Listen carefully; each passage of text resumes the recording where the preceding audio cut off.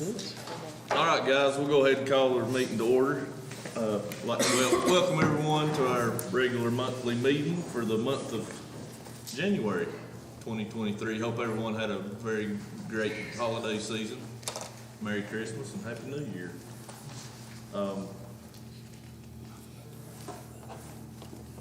Sorry. So, hey, everybody had an opportunity to look over the agenda. A motion to approve that. I'll make that motion. I'll second. All in favor? All right, we have one person signed up for public comment, Mr. Danny McIntosh. Talk about the audit. Good evening, Mayor and Council, town staff. It is good to be able to get out and go in January, not slip and slide around, whatever. And I see tonight that Sharon's with us. And I know a lot of what that entails. So I think tonight would be a good time to at least express my appreciation to Leslie, Chad, and Heather. Of course, everybody's got a part in this, but they've got a big part in it. And I am confident that it's going to be a good audit. I think they called it a clean audit, maybe with some of the regular caveats like segregation of duty because we have a small staff and that kind of thing. We hear that a lot. But this is not just about Sharon coming up here and presenting this in a 5 or 10 minute talk. This is indicative of the constant, consistent, and thorough work that has to be done in this town every day. It's not as simple as Sharon coming and making a presentation. It goes a long time. She comes sometime July or August, I think, to get started on it. And then the work begins to recap the entire year. And it just tells me, you know, we have great town staff. And I want to appreciate them, I appreciate all of that. Thank you for being here. Thank you, Danny. All right, we have two sets of minutes from the December 1st regular meeting and the December 29th special meeting. Need a motion to approve those minutes. I'll make that motion. Second. All in favor? Thank you. All right, we don't have any public hearings scheduled for today. That leads us to Miss Sharon Glaspie to discuss the audit.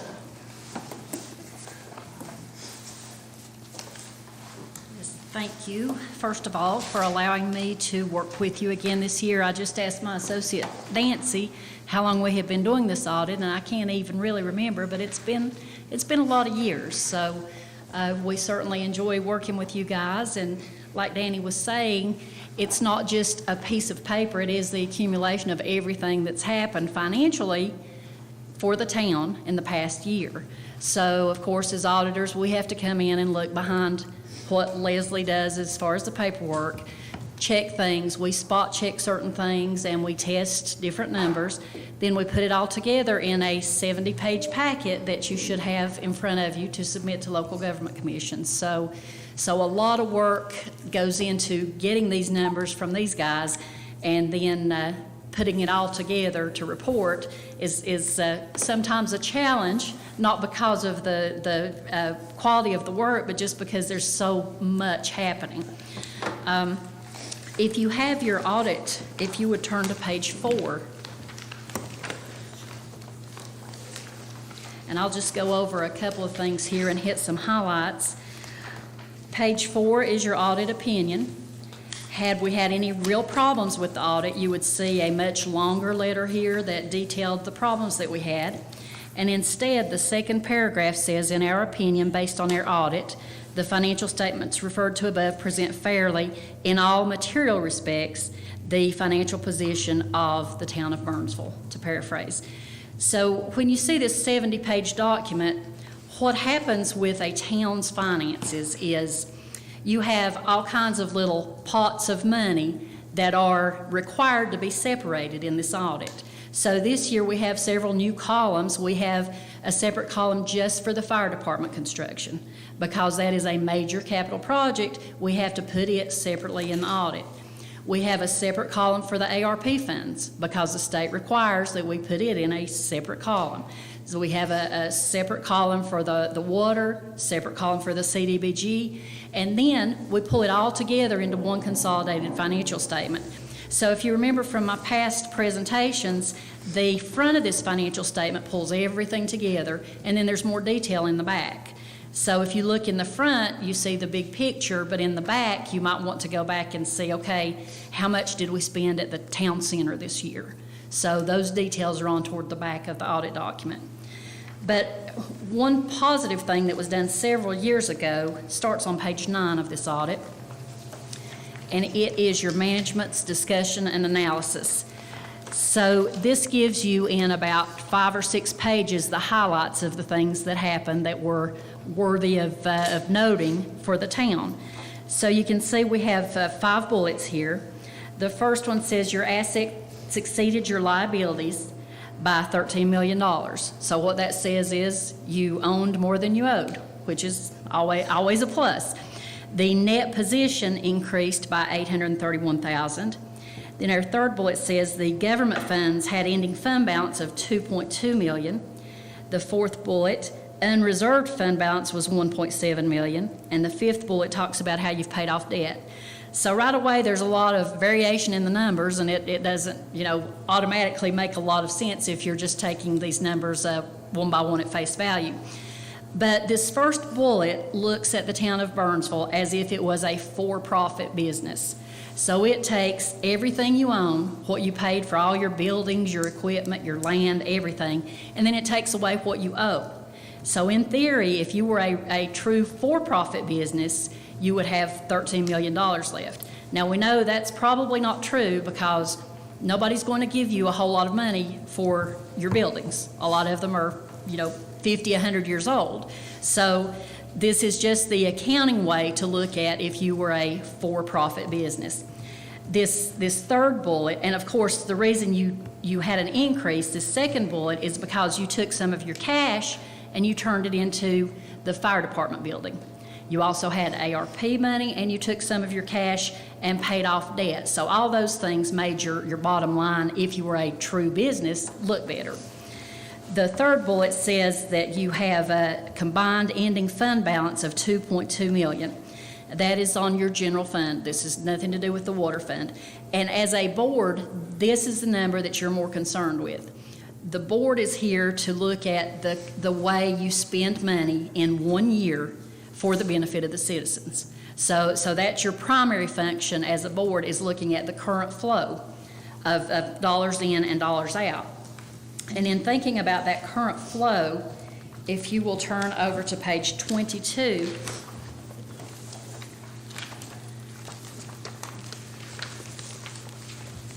page 22 has the columns I just mentioned for the American Rescue Plan, General Fund, Fire Department.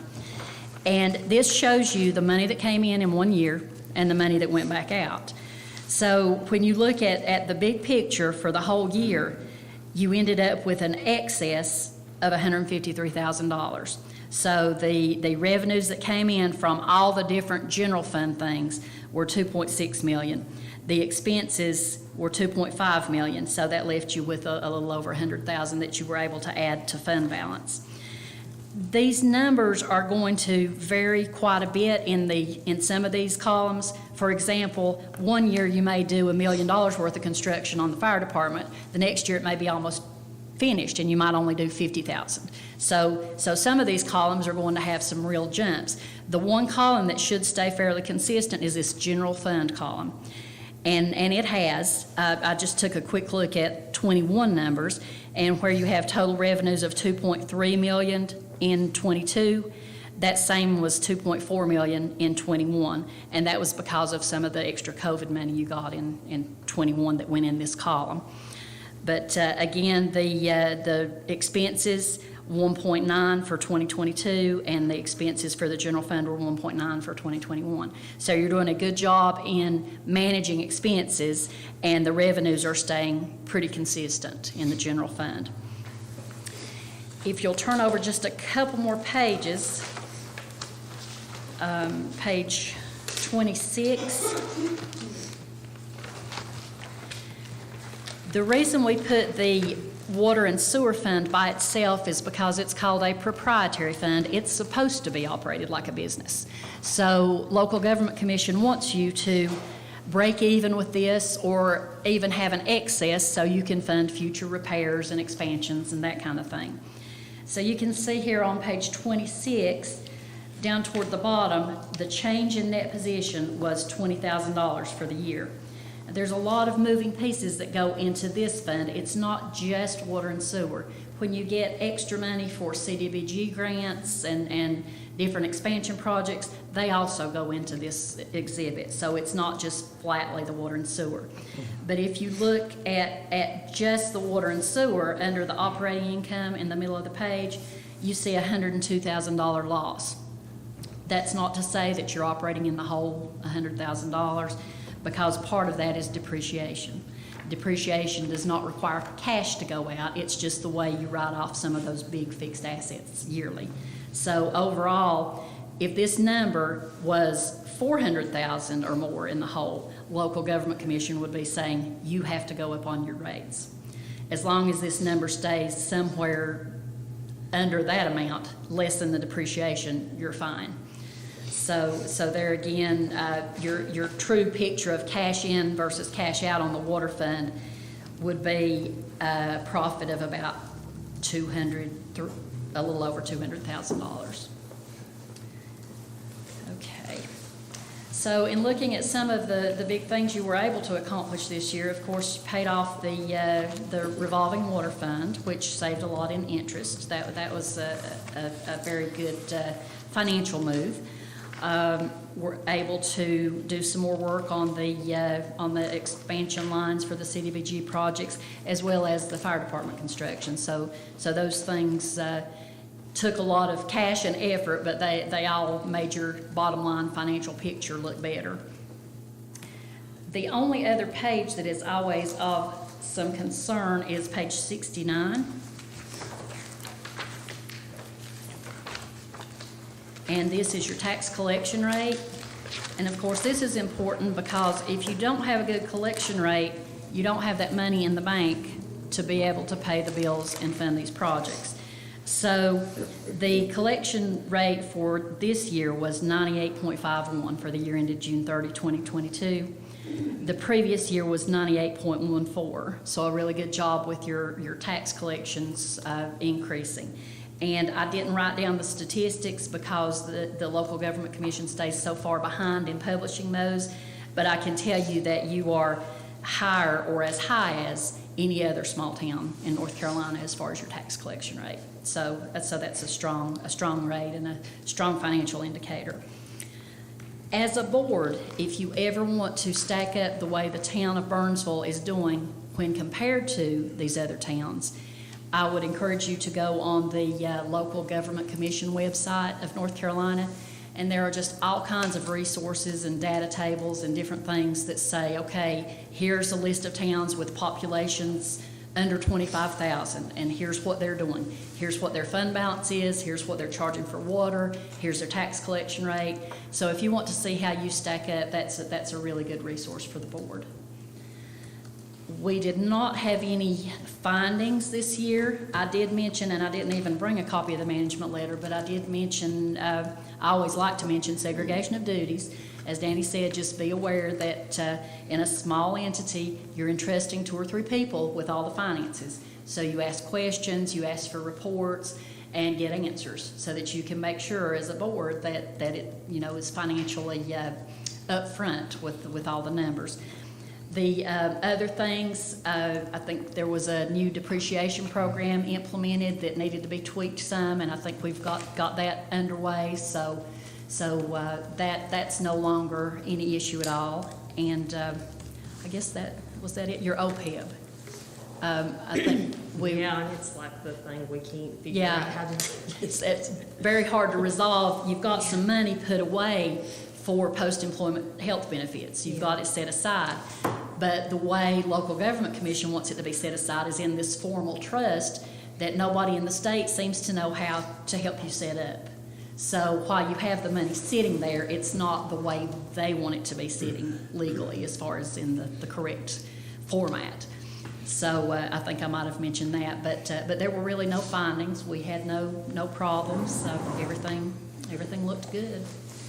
And we just appreciate the cooperation and the patience of Leslie and Heather and everybody who works in finance with us when we ask a lot of questions and send a lot of emails and bug them to death for a pretty long time, so. Okay, does anyone have any questions for me? As always, Sharon, we appreciate what you do for the town and staff. The board, I'll speak for the board in saying that we appreciate your relationship with Sharon, because I know you guys work well together. It obviously shows. So thanks to everyone. All right, And you're welcome to stay or you're welcome to go. I think I'll go find something to eat. There you go. Thank you, Sharon. Thank you.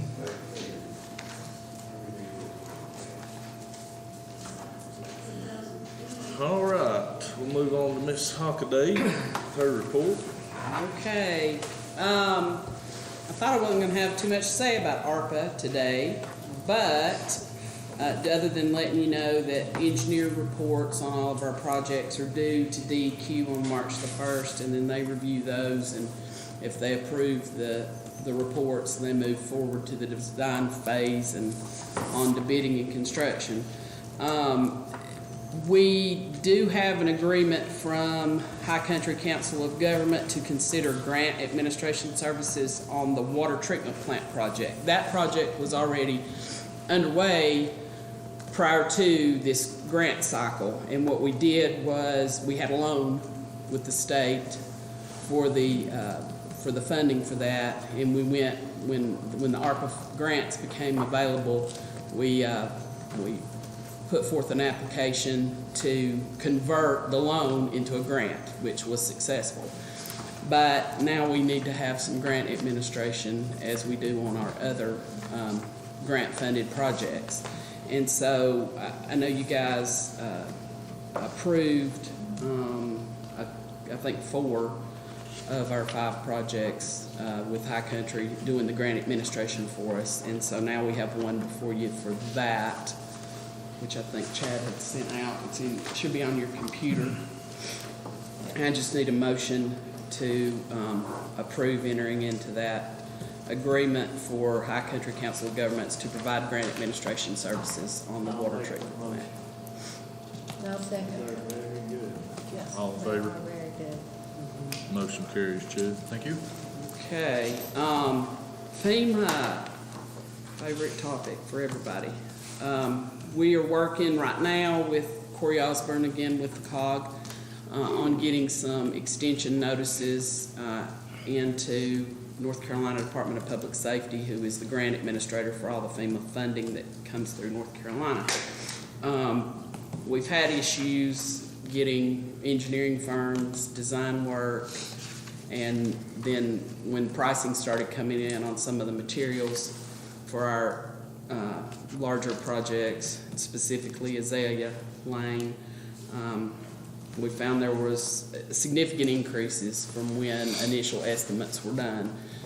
One of the issues with FEMA projects or FEMA funding is they will not allow a engineering firm that is interested in working on your project to do your initial estimate, which is unfortunate because you would think it would make more sense to let people who actually were doing the work come up with the estimates. So we had to search outside of where we typically go for our engineering services and get estimates. We think they were good estimates at the time, but we've had inflation and now we've got supply chain issues going on. So, And not only that, if you have an engineer working on a current project, FEMA project, that engineer can't work on a separate FEMA project for you, correct? well, Which is yeah. gonna make it difficult, even more difficult moving forward. So we have to have separate engineering firms because of the dollar thresholds we're dealing with. I mean, if we had multi-million-dollar projects, we could have done an RFQ for an individual firm, and we probably would have had people lined up as we have for the ARPA, but these are smaller dollar projects, and, you know, engineering firms right now in our neck of the woods are extremely thin on staff and capacity to be able to do, you know, a project that's in the $100,000 range. So, basically, we've had some changes to the project scope up at the maintenance shed, because as I told you the last time we did, Yancey County Soil and Water got approval for the funding to daylight the portion of the stream that runs through the middle of our field there. So we're gonna have to go back and tell FEMA we're taking that portion of the project out, and we just need the portion up by the shed, the road where the culvert failed there, and we've got a sinkhole and get that done, which is good in a way because it's make the project faster. On Azalea, we've had discussions on pricing. Initially, we planned to do a precast. We got permission from FEMA to go from the corrugated metal piping that we had there that was outdated and not sufficient, to exchange that out for a precast 4x10 concrete box culvert. And then when we looked for pricing for that, there was like a 6 to 8 month lead time on one, and the culvert itself was $120,000 without installation. So we've been going back and forth about what we could possibly do. We have some pricing right now on pouring that culvert in place, which would make the work go faster because we wouldn't have to wait. But you know, when you're working in a stream, there's always the issues. You've got to divert the water, and there's expense with that. So we have about $134,000 that FEMA has obligated for the project. Right now, the construction part of that is the estimate we have is around $136,000. And then we have some engineering that'll be involved in that too. McGill Associates is the engineer on that. So we're thinking there's going to be an overrun, Russell, in the neighborhood of 45. about, yeah, 40 to 45,000. 45,000 that the town would be responsible for the difference. In looking at it every way we have, and Russell can speak to this better than I can, but it makes no sense to put back what's there. We're going to run into the same problems. I mean, you can't have a box culvert and two 48-inch pipes coming out of it that are just, I Yeah, guess. so what's currently there is a box culvert from the roadway upstream, which actually goes under a portion of that substation. So it's a box culvert there that ties into two 48-inch corrugated metal pipes. And, I mean, that's just not a good combination to tie that back into those pipes, because you got voids in there. I mean, they're gonna put concrete in between, but that's essentially what's happened now, is that is washed out down there and caused the road to fail. We had an estimate on that for like $70,000 to put it back the way it was. But I mean, my personal opinion is that you'll be dealing with that again one day. The precast, as Heather said, was just the price on the precast itself was $125,000. So the project, if you went with a precast, the whole project's gonna be more than that, because you still got your paving and related work with that. So it's not gonna be any cheaper to go with the precast. The only thing is on the poured in place, that you're gaining time, because they can do that right away.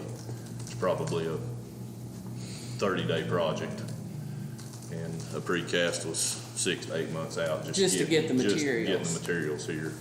So, I mean, there's still some design work. I mean, it's not gonna happen in 30 days if we say, you know, right now, yeah, go with that. But We had to get a budget, so that McGill could design, because these prices are crazy. So these engineers can't even do a budget themselves right now, because prices are changing every day. So we had to get a budget for McGill to even design it. Now, it is a small project, and I think they can design it in, you know, a relatively short amount of time. And the work shouldn't take long either, once we can bid it out. My thoughts are, you know, we do have some money that we didn't spend on the paving that we could use We still have, over and above what we're getting from FEMA. Looks like we were talking before, you know, if you think we're gonna be looking at that again, we previously said, and High Country says there'll never be this grant money coming in our time again. that's Come true, in like it has now. that's true. You know, and as, I guess you heard from the audit, I mean, we're in good shape. I mean, this isn't a large amount of money, but we would, when we get to the point where we have the actual real numbers, we're just letting you know right now, we anticipate there will be some overrun and a budget, or a project ordinance amendment, you know, to cover that cost. The other option is to go back with what's there. We lose half the FEMA funding if we do that. Because they gave us an additional, they basically doubled the amount of funding to allow us to put in a concrete box culvert, because they said, surprisingly, they said that it is crazy what's down there. Doesn't make any sense to have a 4-foot box culvert running into two separate 48-inch pipes, running into another box culvert, running into a 96-inch pipe, Yes. you know? It's not a good scenario, but with what we would be doing here would take care of the road for a very long time. The road's not gonna fail, and that's what we're concerned about. And we'd rather do it right as put something back that was, you know, not adequate. Yeah. I mean, I don't think we can sit here and say bad weather events aren't going to continue to be bad. And the numbers that we have are just budget numbers. I mean, who knows, this thing may bid out and come in, you know, $10,000 cheaper than the budget, but I mean, probably not, but we need to get that road open, in my opinion. Yeah. I mean, I'm sure there's some people out here, Lucy, See it that open. would like to see some of that stress taken off of Shane. I'm sure Shane would too. But that's my opinion. I mean, it's up to the board, obviously, what y'all wanna do, but, I think, And this is more informational. I mean, we're not asking for a vote. Yeah. I mean, the problem is 'cause that we would FEMA just gives have you to a do timeline. We'd have to do a budget amendment later Yeah. through that overage. Yeah, we'd have to bring a budget amendment for that overage. We're just trying to let you know we anticipate it. I had conversations with 2 different engineering firms today on what the situation down at Meadow Road, which is not as dire because the road hasn't failed. I mean, they've got that little area on the one side, but it's the main part of the road. And the civil engineer said, FEMA will only pay there to fix back the way it was the day before the flood. So, you know, and that is a box culvert, but it's just hard to tell. We can tell there's some displacement of the roof of the culvert, but we can't really tell if there's issues structurally with the support of the roof. And so the civil engineer said, well, I think you need a structural engineer if you're going to try to repair it. If you want to tear it out and put in a new culvert, we're your people. But if you can want to repair it, so we've got a meeting set with Medlock engineering firm, that structural engineering firm out of Asheville, for the 19th of this month. So hopefully we'll have more news in February about what the situation is with that project. But those are the 3 that we have left, and then we just have to submit for reimbursement with FEMA. And there's a possibility that the FEMA numbers on the Azalea can be pushed. I think the state might have an extra $4,000 that they might be able to put into that, so that would maybe cover the construction cost. It's just the engineering. And you know, we have an agreement with McGill on this project for a certain price, but that's based on them billing us a more or less an hourly rate, so that Yeah. that number may change. Yeah. It's a really small project. I mean, I know there's some things goes into it from an engineering standpoint. They gotta pull the permits and stuff, but I wouldn't see it exceeding their number. Yeah, no, I don't think so. I don't think so either. So, do y'all have any more questions on that, on the FEMA issues? Okay, the building at North Main, the old fire department. We've had a couple of meetings since our last meeting. I think Shane and Brian have been part of those, and Russell, with the architect. And he plans to have a finished developmental design by the end of this month, and he will present to you guys in February that plan. And we also had a meeting with Stan Cook, who's a structural engineer out of Mitchell County. He came and just looked, did an initial look over the building. He didn't see any red flags as far as the building structurally, but there will be some need for him to add to the architectural design, structural issues, just because we'll be moving walls and changing floors and stuff like that. And so once we have that developmental design, those plans, you know, set, then we're going to start putting together a funding strategy. We've got some different options, and we'll just have to look at that and bring it back to you guys. Obviously, right now, it's not the best time to be constructing anything because nothing's cheap, labor, materials, whatever. But we're going to try to do the best we can to get a budget in place once we have the design plans. East Main Sidewalk Improvement Project.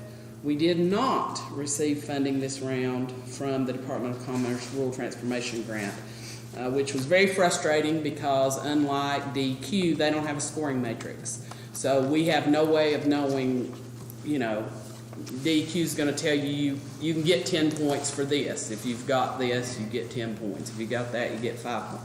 They don't have anything like that. I guess they just all get into a room and start looking at everybody's projects and pick.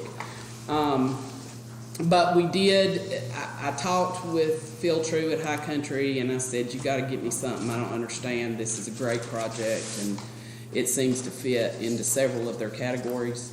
And he came back after talking with the contact he had down there, and one of the things they were concerned about apparently is that we don't have secured right-of-way for the project yet. There is another grant opportunity, which is what we discussed on the 29th with DOT for some available funding to get a more detailed design and plan for the actual project. Basically what we had submitted to Department of Commerce was what came out of our comprehensive sidewalk, pedestrian, and bicycle plan, which identified this as a priority project and had some cut sheets and things like that and some basic locations. This money from this DOT grant would go more in depth, actually looking at where we placing this, how much right-of-way you're going to need, those sorts of things. It would be much more detailed. So that grant was submitted yesterday afternoon, and we'll wait and see, but this project remains a high priority on my list because I think it is vital to economic development on the east side of town and pedestrian safety on that side too. The next thing is legislative goals from North Carolina League of Municipalities. As most of y'all know, every 2 years our legislature goes into what's called the long session, and they're getting ready to embark upon that this January. And the North Carolina League of Municipalities puts together a list of recommended goals, things that they want to lobby for on behalf of towns and cities in North Carolina. We, as members of the league, get to nominate a delegate, can be a board member or a staff member, to go online and vote for I think they put forth 16 priorities. We get to vote for whatever 10 you guys choose. So I think we sent out the priorities, and we can go over them real quickly and then talk about delegation. They're not that long. Expand federal and state resources for affordable housing. We have some initiatives going on in conjunction with the county about housing. Housing is a huge, huge need in this county and in this town, and we're doing everything we can to encourage housing development. Revitalization of vacant and abandoned properties with enhanced legal tools and funding. This would be an initiative to find some state funding that would help cities and towns, if there were abandoned properties, maybe purchase them, revitalize them, turn them into something else. So that's 2 of the 16. This is the one that we're excited about. Create an adequate and permanent funding stream for local infrastructure. We've all, as Bill said, been very blessed with the fact that, this ARPA funding has come down and we've been the recipient of some of these grants. But if we could create, the state could create, we can't create it, but if the state could create a more permanent funding stream for local infrastructure, such as a dedicated tax source like they have for state roads, it would allow for better planning to meet needs. So I think staff would recommend that as one of the priorities that we put forth.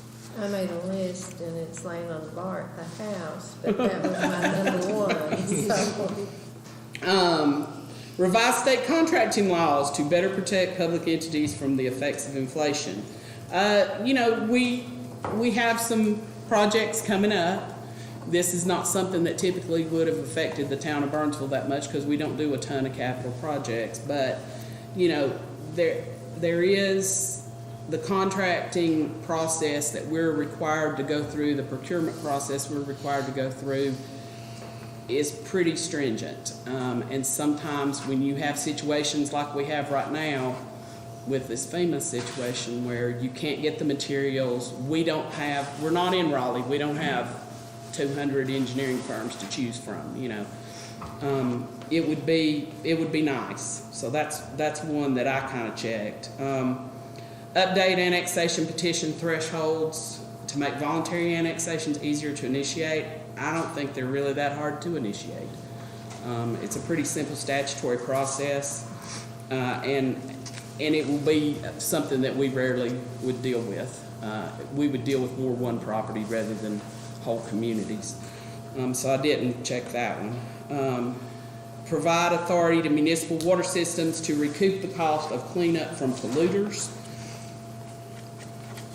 There again, that's not been something, I don't think Shane thinks that's been something we've had a huge issue with. I know we've got new lead and copper regulations that are coming out this year, but there's also federal funding that we hope to tap into to take care of some of those issues. So that wouldn't be really on the top. Provide local revenue options beyond property tax. Roughly 40% of municipal general fund revenue is generated by local property taxes. When we talk general fund, we're talking about police, fire, streets, garbage pickup. Those are the things, administration of the government. That's what general fund money pays for. And currently, right now, we've had this discussion about, that we don't bring in a whole lot of ad valorem tax. We have a great collection rate, but 1 cent of ad valorem tax equals $16,000. So that doesn't pay for very much. So it would be nice. I know other municipalities have gone to the legislature, asked for local acts that would allow them to pass, a 1/4 cent sales tax or something like that. I'm not suggesting we do that, but I'm saying we don't everything we can do here comes from the state. They have to give us the authority to do it. And this would be, if there was some other options for funding besides just property and sales tax, that would probably be helpful down the road. So that was one that I thought about. We really don't need to talk about broadband because we have great broadband here throughout the county from earlier initiatives. Extend the deadlines for completion of federal infrastructure projects. I don't know how the league or the state can do that because all that comes from Treasury, but it would be great if we didn't have that deadline of December 31st, 2026 to make sure every one of these projects are done. Expand state transportation funding streams for construction and maintenance of municipal roads. This one is a big one to us. Current POW bill money that we receive each year is woefully inadequate to take care, to say the least. That was my number one. Yeah. So I definitely think that's one we should put on our list. Because you can't do anything with what they send us. And then support of integrated multimodal transportation solutions. The reason I thought this one was interesting was because it does talk about, having funding available to modernize, downtown areas, work on maximizing tourism and economic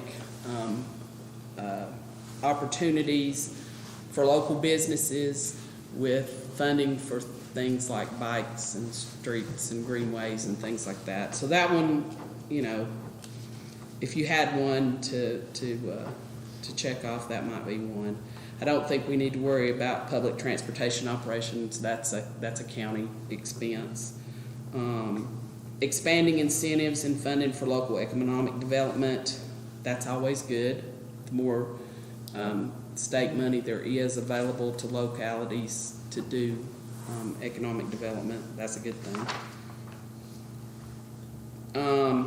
Regionalization of water and sewer. I like this concept. The problem is where we are, it's hard to run lines over mountainsides, and it's hard to maintain them and take care of them, and that's what we do anyway. So I don't know that there's money available through the state, easily obtainable to do studies, and we talked with Mitchell County a little bit at one point about that. They didn't really have any interest in trying to figure out some way to regionalize the western part of Yancey County and the eastern part of Mitchell County. I think it'd be a good idea, but I wouldn't necessarily put that one on my list. Enhance state systems and resources for local law enforcement, recruitment, training, and retention. That's one I put high up. Because it's harder and harder in rural areas to attract, recruit, and retain good law enforcement officers. We're very fortunate with what we have, but people don't stay in a job till they're 150 years old. So at some point, we're going to need new people. And provide, and Leslie will like this one, provide assistance for yearly financial audits, ensuring an adequate number of auditors is available. There's several dozen of the local governments around the state that are on the state's unit assistant list because their audits have been late. And that's usually due to staffing shortages or problem with finding, quite frankly, auditors that are willing to do this type of work. It's very labor intensive, takes a long time, a lot of effort, and it's an issue. So that's one that, if we have one to give, I would put that one on there too, because now they're requiring more and more rules.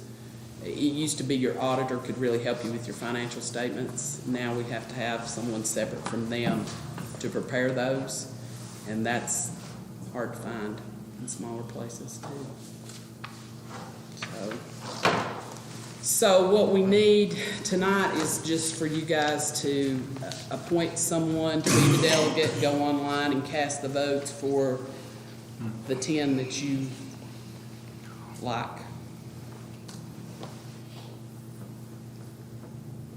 Judy's already got her list made out. No, it wasn't completed, but no. Yeah. I kind of like Heather's list. I'd like to nominate Heather to be that delegate. Yeah, I second.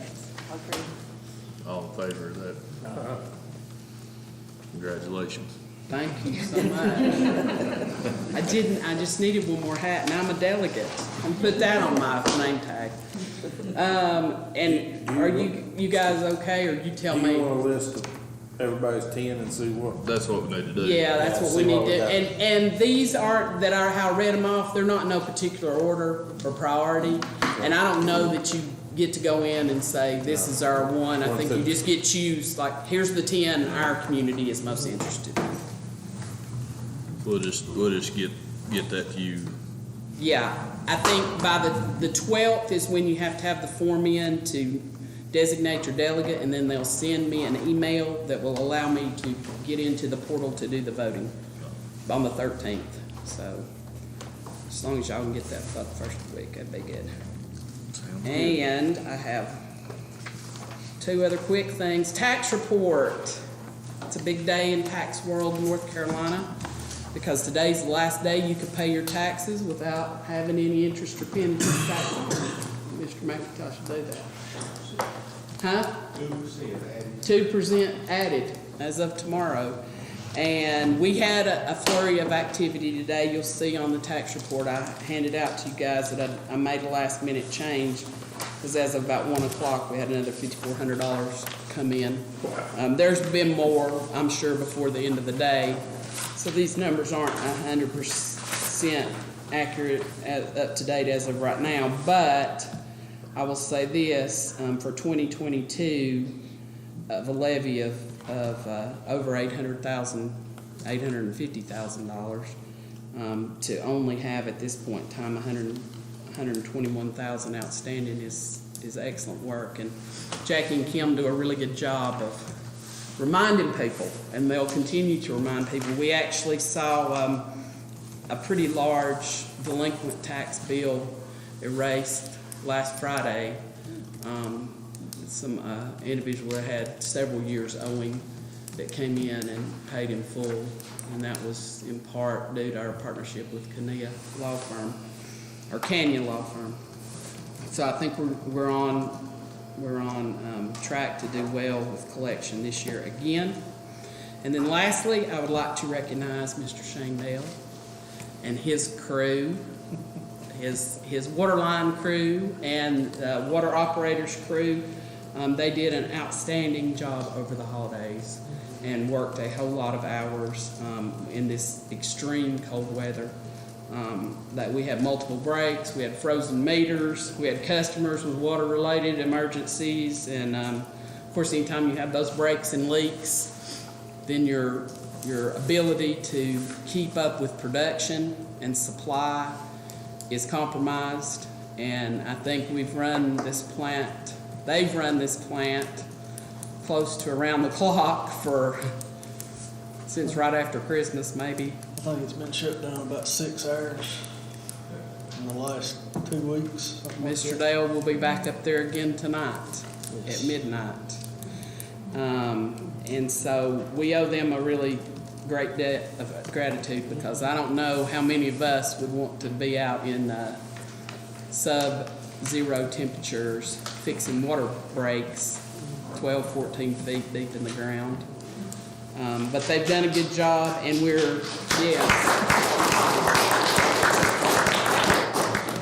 we've seen with our neighbors in Buncombe County that the situation can go south quickly. And our crew was on top of it and had a plan and worked through it, and everybody still has water and water pressure, and that's amazing. So that's all I've got. Please pass along to the crew our gratitude for that, Shane. All right, thank you, Heather.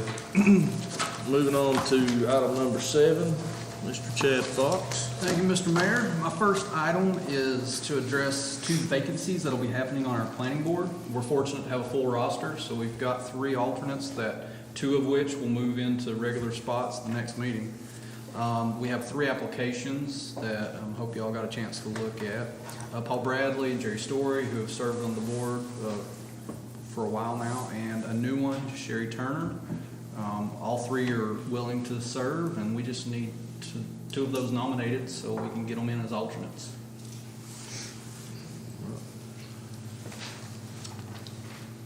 Who were they again? You got Paul Bradley, Jerry Story, and Sherry Turner. And Paul was the chair, and Jerry was the vice chair. Yep. Yeah. And they'll just be alternates, the two that are nominated, to fill in case we have lack of quorum at the meeting. I nominate Jerry Story and Paul Bradley. I'll second that motion for the consistency of that board. All in favor? Aye. Motion carries. Thank you. My other is just a bit of business for our CGBI project, the West Main Sewer Interceptor. As part of our semi-annual self-report, I need to read these 3 items into the minutes. There have been no Section 504 or Americans with Disability Act complaints to the town during the last 6 months. There have been no fair housing complaints to the town during the last 6 months. And there have been no limited English proficiency translation requests in the last 6 months. We just need to do that to comply with our CDBGI grant for the East Main, or the West Main Sewer Interceptor. And that's all I have. Thank you, Chad. Thank you. All right, Mr. Dale with the Public Works update. Well, I think you got most of that update there a few minutes ago, but I'd like to thank you all for that recognition, but I don't know that it was so much a plan, but I think we got lucky more than anything. It just wasn't as bad for us as it was for other places, but it was a pretty interesting stretch there for a while. We changed a lot of meters out and had a couple of bad leaks, and I'll just go ahead and put this out there. If you see any water, we're still looking for some small stuff. It's probably still adding up to us having to run a little extra time or a lot of extra time at the water plant, which I think that flow is going down now. But if you see anything out there that looks suspicious, water that's not been in place that you've seen before, you may want to let us know. Me and Randy know where one's at. We've chased that once, now we've got to go back and chase it again, so. This one down here was losing how much? It wasn't, I don't know, we figured probably somewhere in the neighborhood of around 100 gallon a minute, which is not that bad of a leak, but when you've got several little leaks out there that's doing that, it starts hurting. And we kind of push the envelope anyway because, you know, we run enough to take care of everything and add just a little capacity to the tank. So when you start getting up there, because we can make roughly about 700 gallons a minute. Well, our flow was staying basically about 700 gallons a minute. Well, until night time, and it would drop off till about 6 or so. And it just made it pretty tough on trying to keep water in the tank. Other than that, we done pretty well. I mean, the cold's bad, but I'm just glad it's over with and glad it wasn't any worse than what it was. So that's my little update. I hate to be the bearer of bad news, but I don't think it's completely over with. It's not completely over with. If we can get, Maybe it won't be that cold. maybe if we can stay out of them negative digits, Yeah. we can skim through this. Shit, is that all you have? That's all I've got. Thank I you, think we Shane. relieve him so he can go home and get a nap. Yeah, Yeah. yeah. Please, You can actually go if you would like, need to, Shane. Thank you for all you do. Miss Leslie? Thank you, Mr. Mayor. Well, I sent out the overtime report and the budget versus actual in the graph. The overtime will be more next month because it'll have all this work in it. But, yeah, with all that holiday pay. But anyway, the one thing I have is the grant capital project ordinance for the water treatment plant. We've talked about this for a while now. But this is the most recent amount and what that we've been funded by the ARPA grants for is this $1,345,706. And I just need approval so that we can actually start. I have a McGill bill that I actually need to Do the project ordinance so we can start paying the bills. Yeah, so- And get reimbursed. Yeah. I'll make that motion to approve. No second. And then I actually had to open an account for it, because as Sharon says, it's a lot easier when you just keep them as separate as you can. So I need a motion for that as well. To open up the Yeah, account. to open I'll up make, the- I'll an make that account for the motion. water treatment plant improvement. I'll second. All in favor? All right, thank y'all. So there you go. And then there's just a little thing that I was gonna say, that I have been approached, by a former employee that worked part-time for us in the late to mid-90s. That was before my time.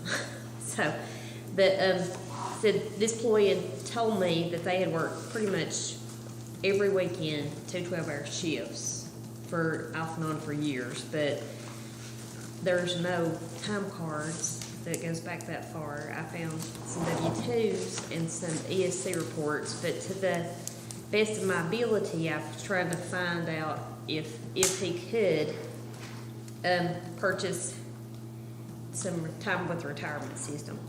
But he said that with how he worked, it was enough to purchase at least 6 months of one of those years in the retirement system. And he's asked to purchase that time. And with that being said, I will send in the form that allows him to go ahead and purchase the 6 months. The only thing that will probably, that I can foresee happening, and I've never done this, but we'll have to pay the percentage that we would have paid on that work to the retirement system on his behalf, the employer contribution. And that's like 12% right now. 12% of what he made over that 6 month period, Yeah, which would be minute. like $3,000. Not our part. No. No, but- you'll pay 12% on that. And and my system doesn't go back that far, so I'm trying to look at the minimum wage and trying to figure out. I had some ESC reports that I was trying to, get down to, and then that was probably a better indication of actually coming up with the 6 months.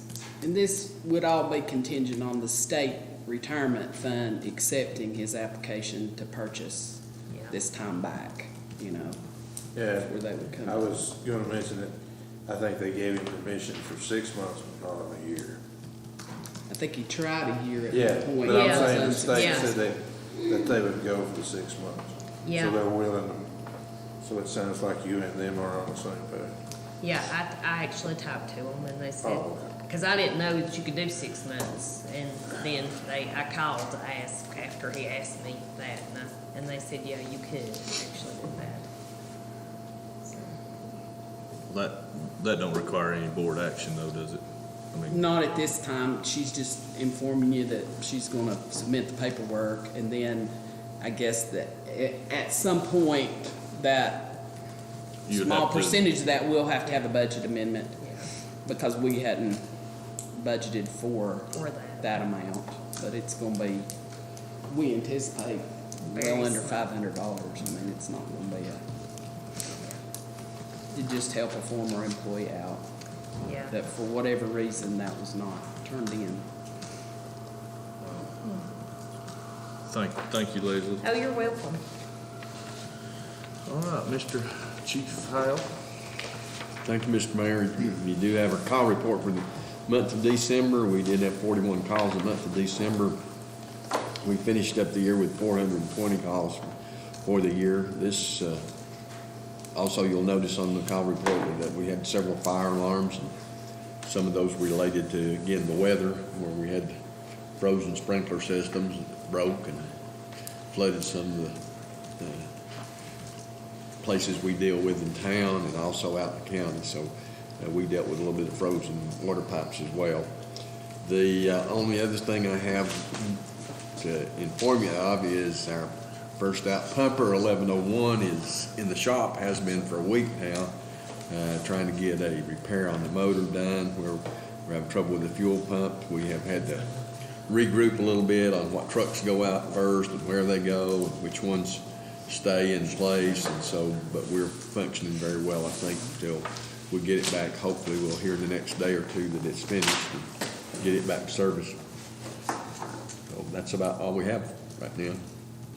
Thank you, Niles. Yes, sir. Mr. Brian Buchanan, police report. Mr. Mayor, I passed out our monthly activity numbers, also included a notation at the bottom, because this was our January report that had our, basically, just a snapshot of some of the yearly numbers for the department at the bottom of that. I do understand at the last meeting I wasn't able to attend, there was a discussion about Summit Street, and they were talking to me about that. I approached our officers and asked them to do extra patrol, stationary and moving patrol there to help with that area, especially until Azalea Lane gets reopened, which it sounds like it may be down the road. I've even done some of that myself, but our officers have been made aware that there's been some issues there with speeders, so they've been doing some extra stationary patrol, and some myself as well. That's really all I have for the police department.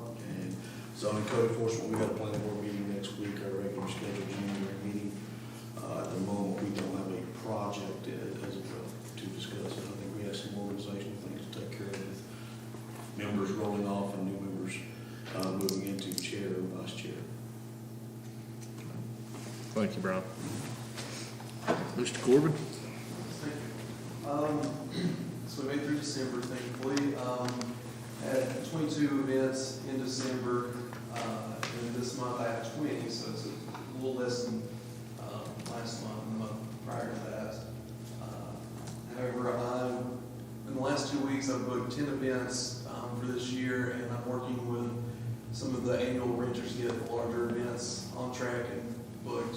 So with that being said, last year I had 284 events total, and I want to get that number up to hopefully roughly 315. I want to get roughly 25 more events in here at least, and just keep working towards that. I want to have hopefully an event for every day of the year is what I'm working to, which is a little bit of a stretch, but that's what I'm shooting for right now.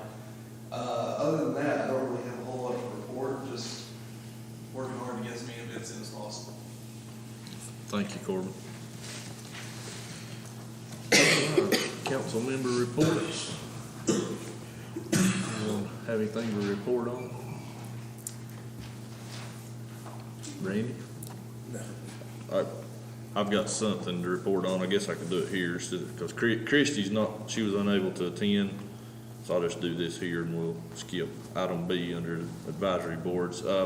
She was unable to be here, but she asked that for us to mention the chamber gala is set for January the 19th at 6 p.m. I'd love, she wants everyone to attend that can. We're having a silent auction. It's being catered by 5 chamber restaurants, and they will be awarding the Excellent in Business Awards at that time. And again, that's the 19th at 6 o'clock, I believe. Yes, January 19th at 6 p.m. Now I have, And Jamie's not here. Are you going to? He's not here, and he sent you out his A very report. thorough report. Yeah, and so he said that was the only thing he had to report on, but he had a conflict tonight, so I told him that you had it in hand and would read over it, I'm sure, so. now I do have one thing. We've had several reports that there was no Santa Claus in the Christmas parade. Yeah. There was. There was a Several people- Mrs. Santa. Several people had complained about it. Yeah. There was I think he also a was just- Mrs. Santa. Really? Yeah, Lucy Yeah, Dawes. that was in a pickup truck. They just weren't Did they have a very. Santa too? Well, we didn't get to see them, find people. He drove the truck. They were hunting a float with him on. Yeah, they just weren't very visible, I think. Yeah. But- We were back, we didn't get to see what was in there. Well, you had your hat on. I mean, you could have passed for Santa. He better be with White beard too. Do you have anything to report on from High Country? No. Okay. All right. We have no closed session. The next regular meeting for the month of February will be on the 2nd at 6 p.m. And if there's no further business, we have a motion to adjourn. I'll make that motion. Second. Second. Thank you to everyone for attending.